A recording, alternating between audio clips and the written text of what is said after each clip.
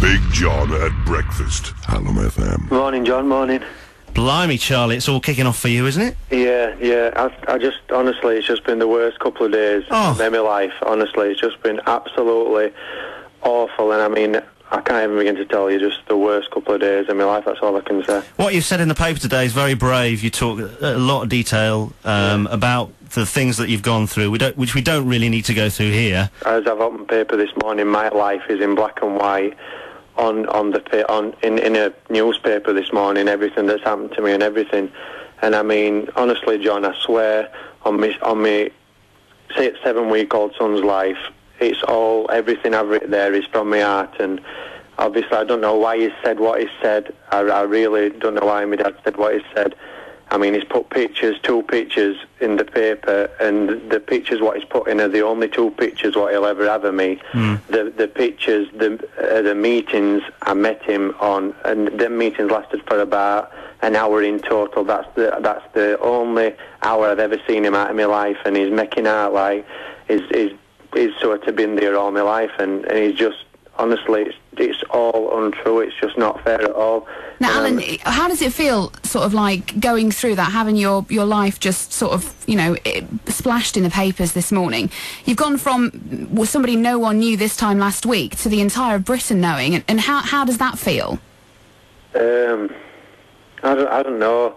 I were embarrassed and things like that, and then I thought to myself, why should I be embarrassed? At the end of the day, I've done nothing wrong. And when obviously he's painting a picture that I've not told the truth, I really, honestly, I had to defend myself. There was nothing else I could do. Otherwise, people would just be thinking that he was this big hero who had looked after me and everything, and that's just not true at all. Alan, lots of people are saying the producers of X Factor sort of rev the contestants up and encourage them to tell their story. Were you kind of coached into telling that story before you did your audition? No, not at all. I was just honest.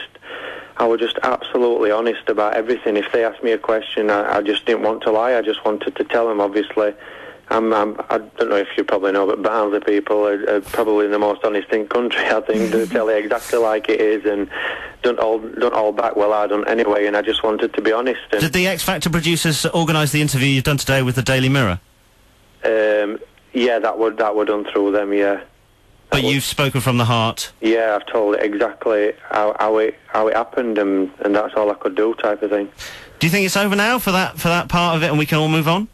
Well, I just hope so, but my only worry is that obviously people will just believe what he said, my dad said, and I just hope that they see what...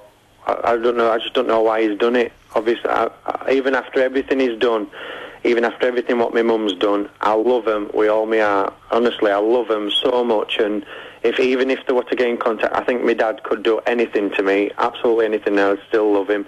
But I just wanted like an explanation as to why he did it. I think he's obviously trying to cover something up, and there's a lot in paper about what he did to me, and I think he was worried that were going to come out, and I think he's tried to protect himself and tried to cover it up and make him look like a dad and make it look like I'm lying, so that when I tell the truth about what he did to me, obviously people won't believe me, but I think when people read it, they'll understand that what he did to me, and I mean, he's a bodybuilder and world's strongest man, and there's a lot about him. People will see straight through him because, honestly, it's totally untrue what he said. Alan, what started this was the fact that you said on the X Factor show before your audition that you wanted your real family to get in touch and you wanted to get to know them. Exactly. What started it is the fact that he's then said that you were in touch, so he does know you. So your point is that you don't know him, Michelle, you've had two meetings and that's it. Michelle, on my son's life, obviously he's a few weeks old, I wouldn't say that, nobody would say that. On my son's life, it is totally untrue. This is Hallam FM, it's Big John at breakfast. We're talking to Alan Turner, the contestant from Barnsley